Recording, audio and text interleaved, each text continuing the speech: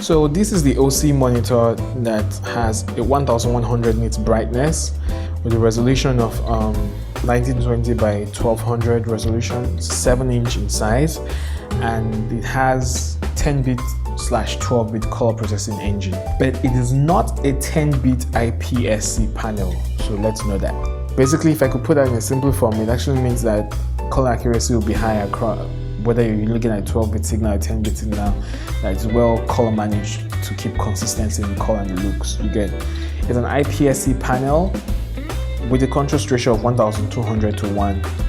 So that's pretty dope. So now here is how it looks.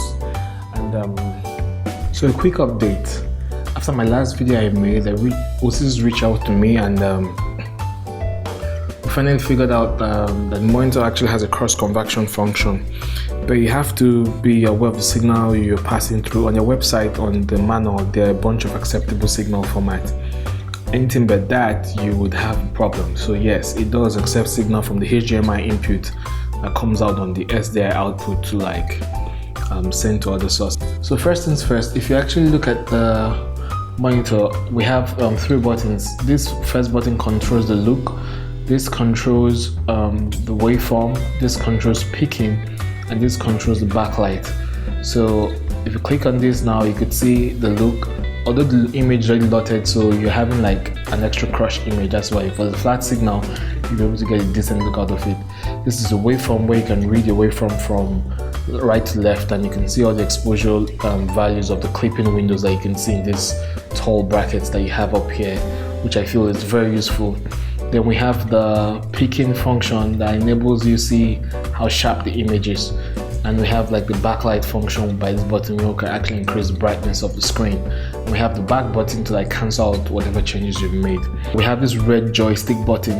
It serves as a multiple button that helps to control the menus and control several things about the wheels of the menus. So if you click on it, you can see there are several new tools on the page. Audio meter, which you can turn on, like you can see here, that you can turn off. You have the look, which is controlled by this button. You could also go in there by clicking the forward button, and you could go and pick like a file. When you pick like a file from either from the SD card when you're loading lots or internally. So you can see we have several show lots that we could actually load up into the monitor that has been baked into the monitor, including Panasonic, Canon, Blackmagic, Alexa, Sony, Red, and your own personal lot. So going back, we have peaking, waveform, histogram, aspect ratio, which you can enable or disable, whether by lines. When you go into it, you could see going forward into it too, you could see right now it's 16 by 9. If I change the aspect ratio, let me turn it on a bit.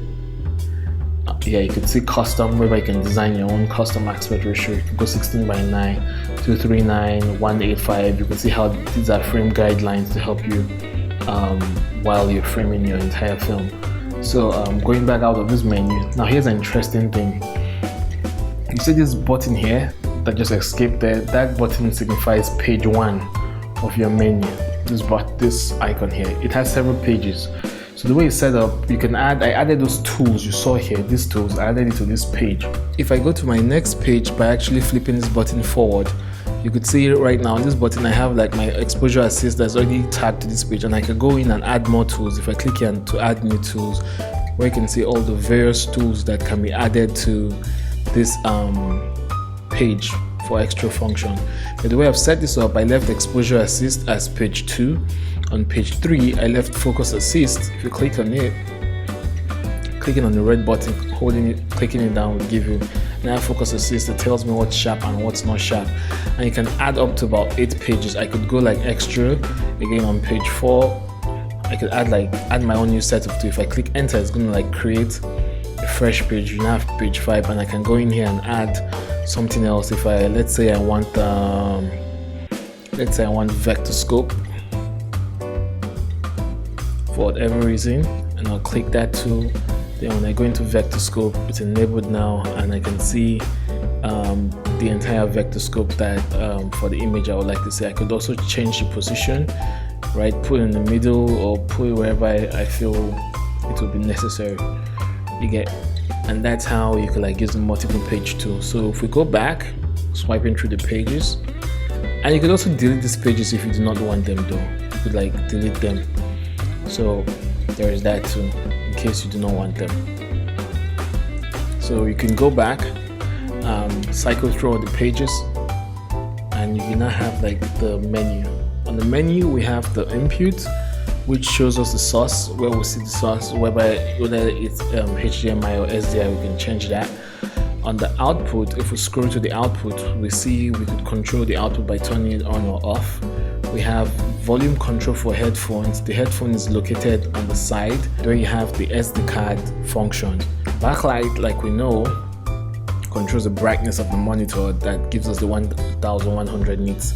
And image rotation, this we could actually use to like rotate the image upside down for unique cases whereby the image is actually set in such a way that the camera is flipped upside down. So we could do that, we could turn it on or off. We have the Anamorphic Mode, whereby we can go into the menu and we could squeeze the image in several anamorphic depending on the lens you use. So check the lens you're using and see if it works with and actually apply the normal squeeze ratio you would want for your lens. Then on the output look, it also controls the look. If you're trying to like output the look from the loaded lot you have on this monitor to another monitor, you could do that by turning on this function. DSLR scales are for cameras that who does not output full HD. It helps scale it to like full frame. They have the settings. If you go inside, you would see it has the settings for 5D Mark II, 7D, and scales up the signal based on the crop factor you have, or to like fill up the screen. Status display, standard as it is. Profiles, when you save set monitor the way you want it, you could save profile and load it into several other OSEE HCM 700s. And if you're like on the set where we have multiple cameras and you have like multiple of these monitors, and the DP wants like a certain preset across all the monitors he wants to see. As for calibration, it has the D65 calibration tool, which is for the Rec 709. You can cycle through. There's a hybrid, there's a user calibration for you to load your own lot, calibrated lot or display lot for probably a wider gamut. Then you have native, which will be like to the signal, to the monitor actually. Then you have like the Rec 709. So yes, there's that.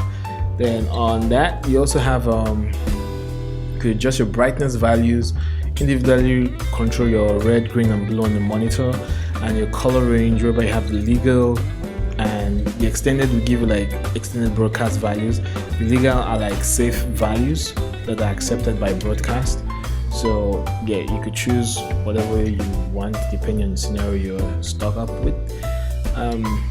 Language, we have English. Wi-Fi, I have not messed with it yet, but there's a you could actually transfer a lot over the network, and I'm not sure about this, but there's also a possibility of this monitor or an add-on feature for like a receiver. So you could like have like a transmitter, not a receiver, a transmitter that goes onto your camera, and monitor acts like the receiver that receives that signal without need for any of a dongle device.